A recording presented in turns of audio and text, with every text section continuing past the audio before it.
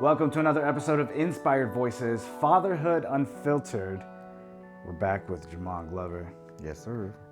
This is episode 3 of Fatherhood Unfiltered. One more after this. How you liking it so far, man?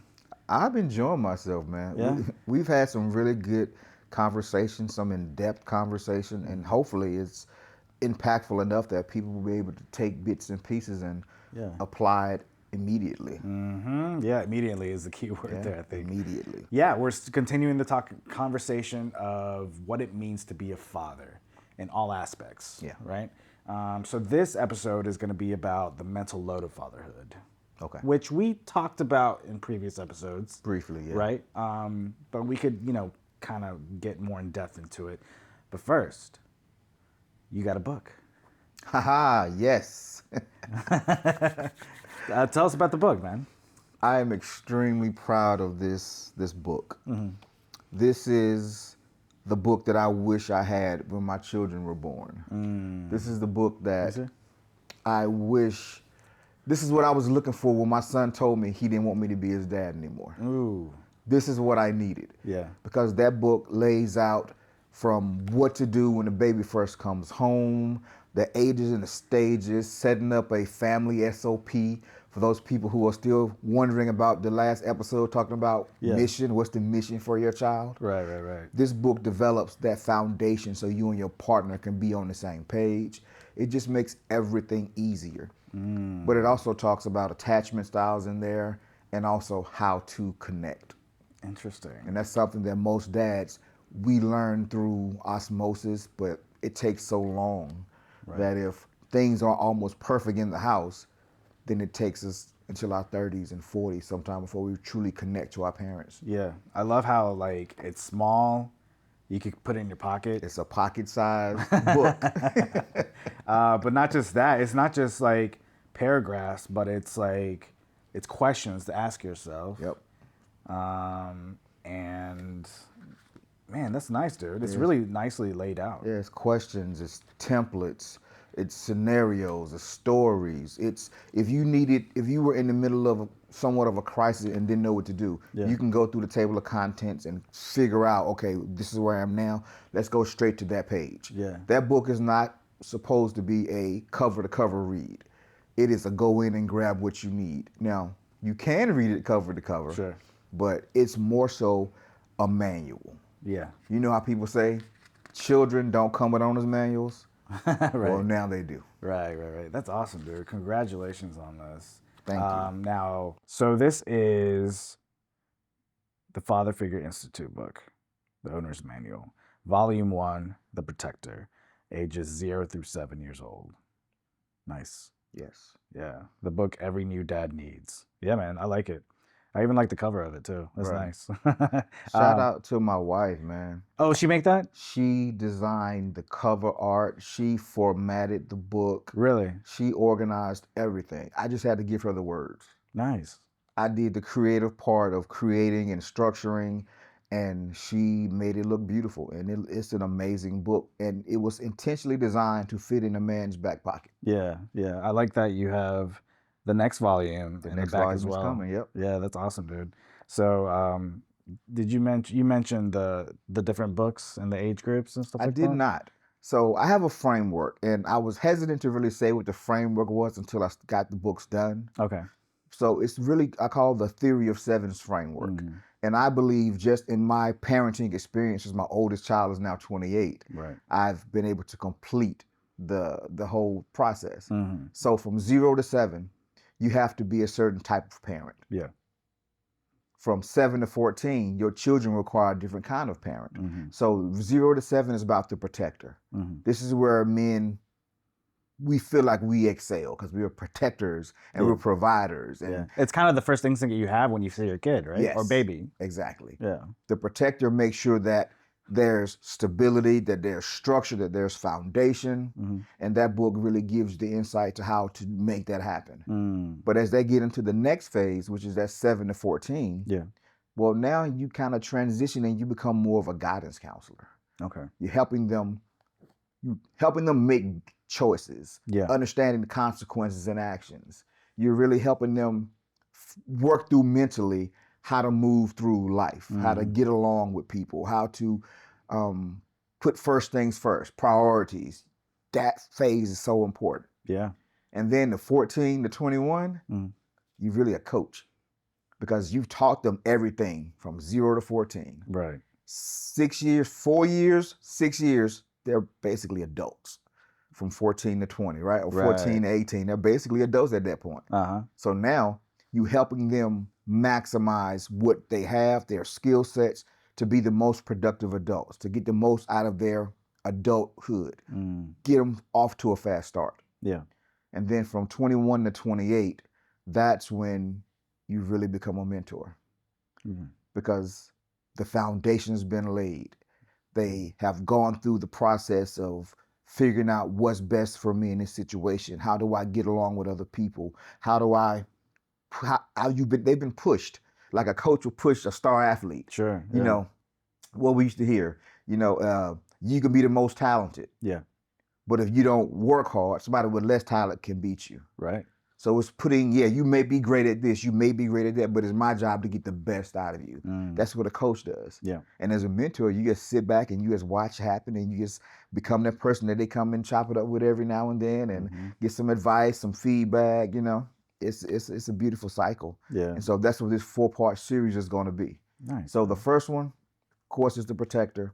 And the ones to follow are going to be the guidance counselor, the coach, and the mentor. Nice, man. I like that. That's a really great idea. I like the fact that you can hop around. Yes. As well. I think that's important. Yeah. Especially like if you're maybe in a bind or something like that. Yes. Or you're in a certain stage. In a certain stage, yes.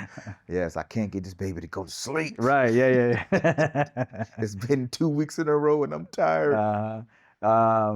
I think when is this going to be? This is going to be released in a couple weeks. In a couple weeks. Weeks. Gotcha. We're still proofing and making sure that it says exactly and looks and feels right, and it's like 90% there. So honestly, probably in about 2 weeks, we're going to be dropping some pre-sale information, some links and things of that nature. That's awesome, man. I'm definitely going to promote that and stuff like that. I think it's definitely needed for sure. Appreciate it. So I guess back to the episode where talking about fatherhood, the mental load of being a father. I feel like that could be a heavy topic when you're talking about the load of fatherhood. Because there's stress involved, there's emotional labor and even physical labor. And then the internal battles that happen within the fatherhood and the father. So what does it really mean to constantly carry responsibility? I'll say it this way. Silently. Silently. Yeah. Heavy is the head that wears the crown. That is just not a Game of Thrones saying. That is a life saying for anyone who wants to be in leadership. And when you sign up to become a father, you're signing up for leadership. Yeah. When you sign up to get married, you're signing up for leadership. And the king will very rarely talk to his constituents about his problems. Right. That's because they're always bringing problems. Yeah, he's the guy that puts out the fires. That's it. He's the guy who issues the marching order, who has the vision. Right. And if you're following me, and every time you come to me with a problem, I'm giving you 3 more back. It doesn't work. I might as well run this kingdom because apparently you don't know what you're doing. Right. Yeah. And ironically, that's what's happening in a lot of our families. So who checks up on dad? Nobody really. Nobody. Do you think that's becoming more of a thing that mom or the partner is checking up on dad a little bit more frequently nowadays? I think before children, yes. Okay. Before children, yes. Once the children arrive or the child arrives, mom's primary focus will be every day, all day on that child. Men, because we tend to stay silent, we don't express what we're thinking, what we're feeling. We're just trying to keep everybody else happy. Yeah. And so mom by default just says, he's good, so let me focus on this little one who is constantly saying, "Mommy, mommy, mommy, I need, I want, I need, I want." And she's burnt out because she's trying to do whatever her normal schedule is. Now you added this little one to her plate, and she still does for her husband too, of course. Yeah. But the emotional, the mental, the strain, he just, my grandfather had a saying that pressure was made for shoulders and not hips. And so men carry it as almost like a badge of honor. I'm doing this for my family, and I'm like, I'm the man, I'm the rock, my family can depend on me. Right. But inside, dying slowly. How do you combat that? Is it just talking to other men? It is building in, or communication between your partner. It's all of that, right? Yeah. But it's building it in strategically. I told a story in my first book, my Thrive book, which is right there, right? Yep, which is right there. Yeah. Shout out to you, man. Where I felt like I was on a highway, and my whole family was in the car, and we went down this really steep hill, and as we got to the bottom, the car started knocking off, and I didn't have time to get over into the shoulder because I was in the fast lane because I was rolling, and I made it to the slow lane, but it stopped right there in the slow lane. Now it was 18-wheelers, cars, trucks zooming by me.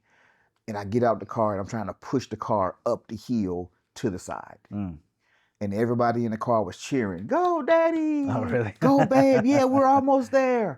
And I'm giving everything that I got. Sweat is beating off, my heart is racing. And everybody's cheering me on, but nobody's helping me. Right. That's how a lot of men feel when they get married, have multiple children, then the stresses of life, the stresses of work, the relationship stresses, the parenting stresses, and it seems like nobody is ever there to check on us. So it seems like we need therapy just as much as mothers. Yes, therapy, journaling, a man cave, and a scheduled time for the fellas to get together. Joining communities like Father Figure Institute community, joining other groups, things of that nature. Just being able to be around people that say, as we talked about previous episode, "I see you. Yeah. I like what you're doing. I respect you. Good job." Just having those pieces there, but also having that time for yourself. Yeah. Yeah. And when you're talking about someone to talk to, someone to understand you, do you think what are dads afraid of to admit to even their closest people? That I don't know what I'm doing, that I'm failing, because failing in your family, that's not an option. Right. But you feel like it, and if you admit that you're failing, it's like it's taking something away from you. It's like I had a lot of pride in raising my children, me and my wife raising our children. And when people would see us out in public, the kids they were dressed well, they were mannerable, they were, very, thought-provoking, smart children, and my wife was smiling, acting right, we all playing our part. Yeah. And so for me to admit that I'm failing, all I'm gonna hear is, "Man, come on, man, your family good, man, your family straight." And I'm just like, "Bruh, but you don't understand." So I can't tell it without telling it. Right. And I'm not vulnerable enough to really tell it. What are the type of situations where a father could feel like he's failing? When even though things might seem well on the outside. Yeah, when one in particular is when the school counselor calls you and your wife to the office, and you get there, then there's a social worker there, and you find out that your daughter's been touched by a family friend. Oh, shit. Or when you have an experience where one of your sons has done something that he wasn't supposed to do. And now the heat is coming to you because he couldn't have done it. It had to be you. Right. Or he was like a bully to someone. Whatever, yeah. Wow. Your son brings a firearm to school. Oh my God, yeah. I mean, as fathers, we paint this picture, or we have this image of what we want to do. Mm-hmm. But everybody in that picture outside of us, we really have no control over. Yeah. They free to think and move how they want to, especially the older they get. Right. So you question yourself a lot of times as they start making those decisions, which is what book 7 to 14, the second book, talks about. Mm-hmm. How can you lay the foundation?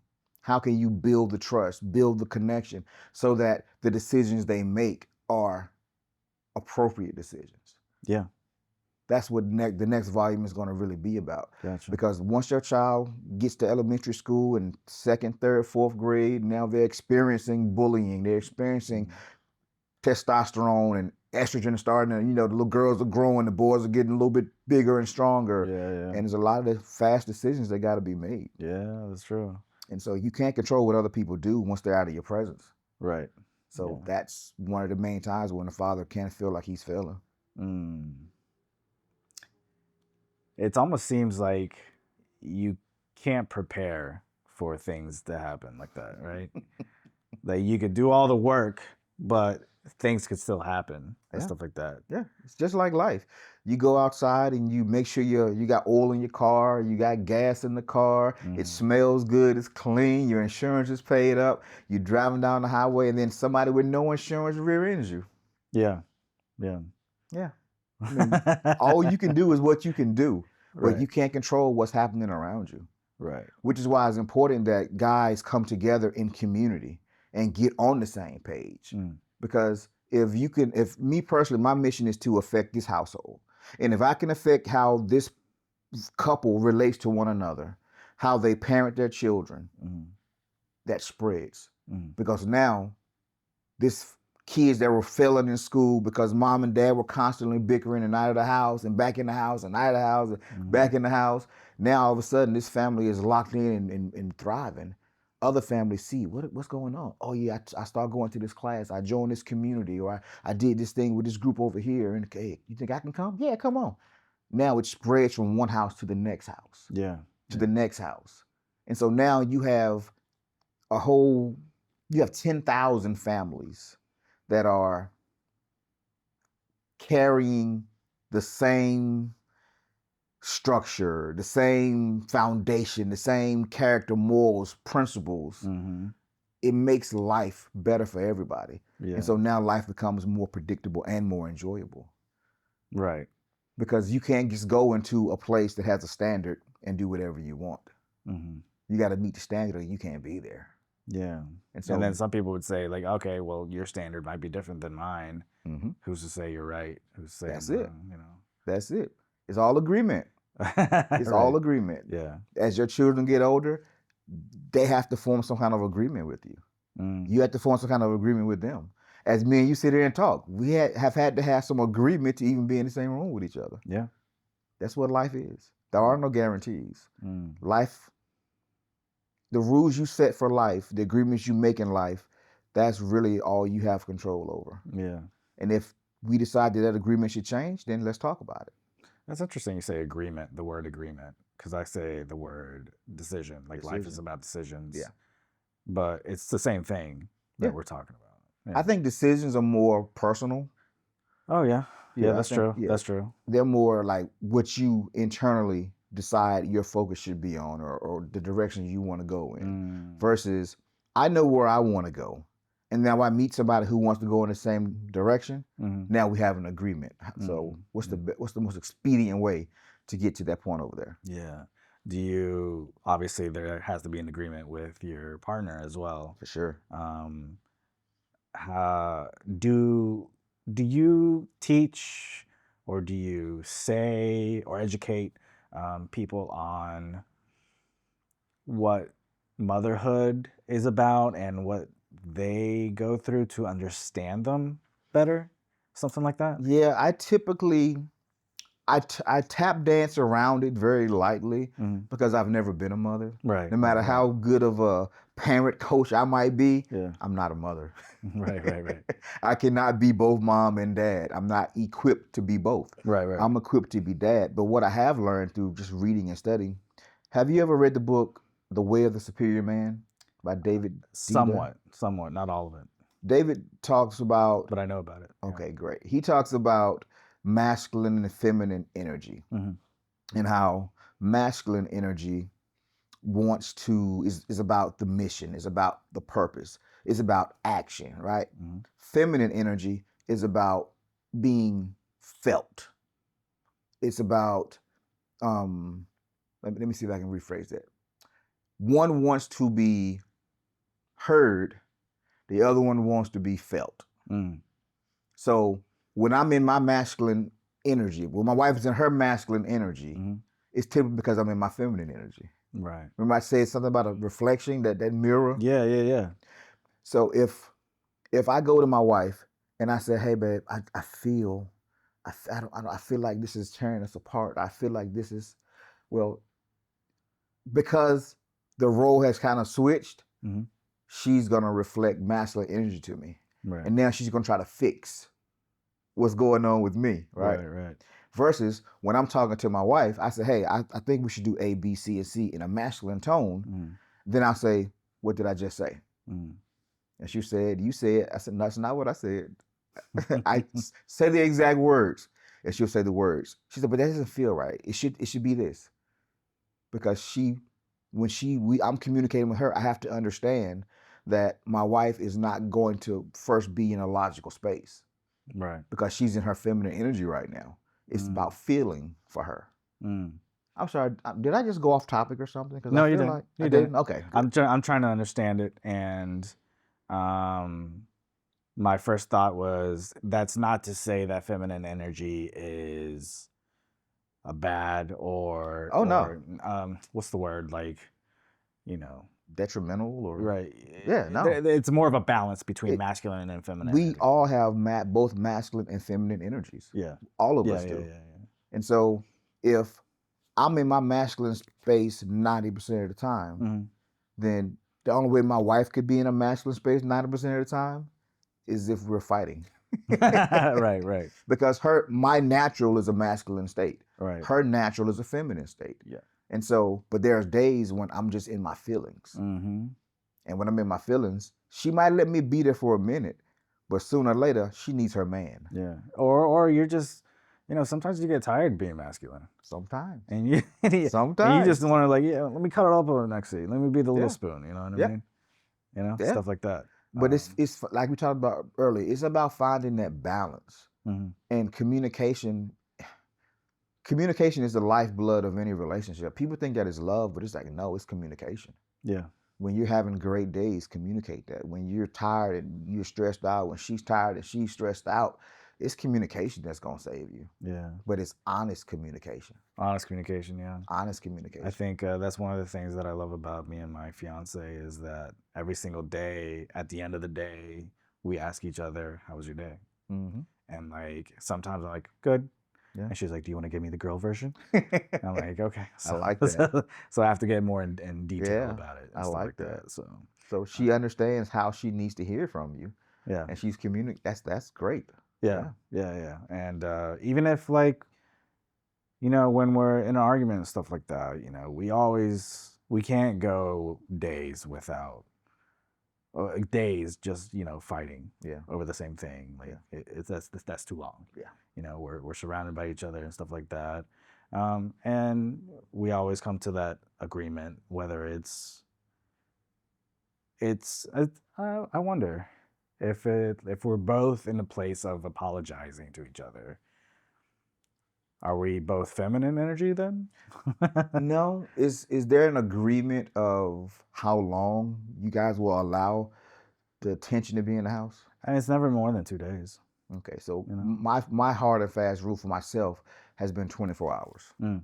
My wife has adopted that 24 hours. So whatever happens, you get 24 hours to be in the dumps, go eat 2 tubs of ice cream, whatever you need to do, you get 24 hours.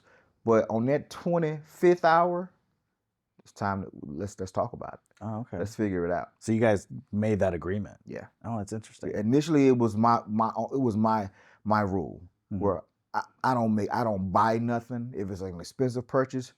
24 hours. Hey, but the sale's not going to be here tomorrow. Well, I guess I'll miss it. Gotcha. I'll pop in if it's still available. I'll take it tomorrow. Yeah. But right now, 24 hours before I make major decisions, or if I'm just in my feelings, like, I lost both of my parents last year. And so that was a tough year because I would try to do the 24-hour thing. Yeah. But it's when you're dealing with grief, it's different. Yeah. It's just different. Because that's like another part of the mental load of fatherhood too, right? Is grief. Yep. People don't talk about that. Nope. And like, how do you, because that's another thing that you got to balance between the family, the kids, and then this grief. Yep. How do you balance that? Muscle memory is probably the best answer. Okay. You show up in the places that you need to show up, and you do the things that you would normally do. Now, you may not have the zeal or the exuberance that you would, the joy that you would have, like if it's family night. You'll be there and you'll participate, but it's like there's something just weighing on your spirit, and you can't shake it, but you're there. Right. Everybody can see that, okay, Pop's struggling right now. And so, but now because we have that connection, they'll come in and my daughters will scooch up next to me and lay their head on my shoulders and it's gonna be all right, Dad. It's gonna be all right. So do you communicate? Is it good to communicate that? Is it for fathers like, hey, I'm going through this right now? Yes. To their kids and everything? Yes. I don't believe, and this is my personal belief, I can't think of anything that I know or have been through that my kids don't know. Okay. I tell my children everything. Really? Well, it's appropriate for them to know Right, whatever age they're in. Yeah. Now, them jokers are pretty much grown. Right. It's nothing they don't know. I tell them about my past experiences, the times I got in trouble, the times I should have got in trouble. We talk about anything from sex to fights to education. I mean, we discuss everything. And we have this bond now where they can handle, and now they're bringing back my stories. Hey, Dad, you remember when you told me about this? I'm like, yeah. Well, this is what I got going on right now. What do you think? I'm like, well, you know how I felt about that, so you might want to stay clear of that if possible. Right. So it's very open. I would, spoon feed small things, especially if something popped up that was very similar. Yeah. But I mean, it was a thing over time. Yeah. And now that they're grown, I'm kind of going into that mentor space now. Yeah. And so now whatever they want to know, I tell them freely. Right. Yeah. How do you, I don't know, like, I'm thinking about, okay, some things are very blatantly there, right? So like, obviously they're not old enough to hear these kind of things and stuff like that. But when it comes to like other things, it's like, how do you gauge what age is appropriate to tell them? Like, Yeah, I when mean, you start talking about sex, when do you start talking about sex? In Europe, they teach sex education when they're in elementary school. You know what I mean? And stuff like that. So. yeah, I mean, I think that what the situations call for it. My daughter, we were living in my middle daughter. We were living in Montgomery, Alabama at the time, and she was probably 6. And they were out on recess, and the teacher sends her back in the room to grab some toy or something. So she runs in the building, grabs the toy, and she sees 2 of her classmates on the floor in a very compromising position. Yeah. And she comes back out, and she's shocked because she's never seen this before. So she tells the teacher, and the teacher goes back and catches them and, calls both parents up. And, I think they're both suspended for some time. And I can see her just thinking about it. I'm just like, so you want to talk about what you saw and what happened? Well, I don't know, because they were upside down. I'm like, they were upside down? She's like, yeah, it was like her mouth was, I'm like, okay, I got you. Okay, I understand now. Yeah. I was like, as I asked her, I said, do you know what they were doing? She said, I think they were having sex. Is that what sex is? I said, wow. Let me tell you a story real quick, right? Yeah. And so it was like me, her, and her mom, we talked about it. And we gave her an understanding of what they were doing and why it was inappropriate to be doing it in that space. And, but when those things happen, certain questions arise. And so now I have to let her kind of lead the conversation on how much she wants to know. Oh, okay. Because she's been exposed to it now. Yeah. And some things you can't unsee. Right. Some things you can't unexperience, you know? So it's like, okay, now we're here. How do we slow walk this to make it a productive but not traumatizing conversation? Does that make sense? Yeah, that makes sense, man. So, you know, the mental load of fatherhood. We talked about fathers needing almost like getting together, like getting away from the family a little bit to basically have some space And to recharge. But I could see for some fathers that that's hard. Like maybe that they feel guilty about wanting space. Some fathers, especially early on, because and I went through this for a time where on the way home I might stop off at a happy hour, or I might go to the gym on the way home, or I might, swing by a friend's house that's close by the house, and just shoot the breeze for about 10, 15, 20 minutes, just check in and then come on to the house. But then I would get home and be like, oh, I can't tell my wife I did this. Because now she's gonna be like, well, when do I get time? So now I'm feeling guilty for even getting some me time. Gotcha, yeah. And so over time, because it didn't happen immediately, over time, I had to intentionally create those gaps where my wife would say, okay, babe, I'm gonna go grocery shopping. I'm like, okay, take the kids to the neighbor. Tell them you go into the store and I'll come pick them up. Because I'm like, I get off in like an hour. I tell them I'll be home, I'll be there in about an hour to pick them up. And then that's her time to go get her nails done, to go walk around the park, or then go get some groceries and come home. Yeah. Because I wouldn't expect her to be home for at least 2-3 hours. But then that'll give me time with the kids to unwind, and if it was homework needed to be done, whatever, then I would take that time. Yeah. I even went to the extreme because the marriage got really strained for a time. And so I would take like a day or a weekend, and I would just get away from a hotel room in some little small town and just get away and just go fishing for that whole weekend. Now, she thought that was extreme because she didn't want to be gone that long. Right. But I needed to be gone that long because at the time she was a stay-at-home mom, and she had her life baked in, and she had her mom and her cousins, and she had a circle.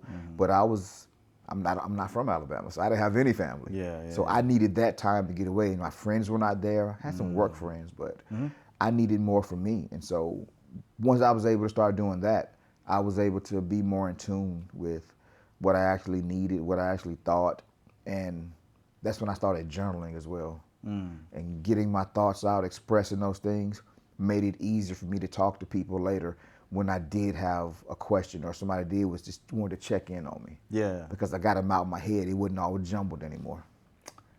So in order to not feel guilty, do you think that it's a good idea for one to recognize how much space your partner is having versus you? Yeah.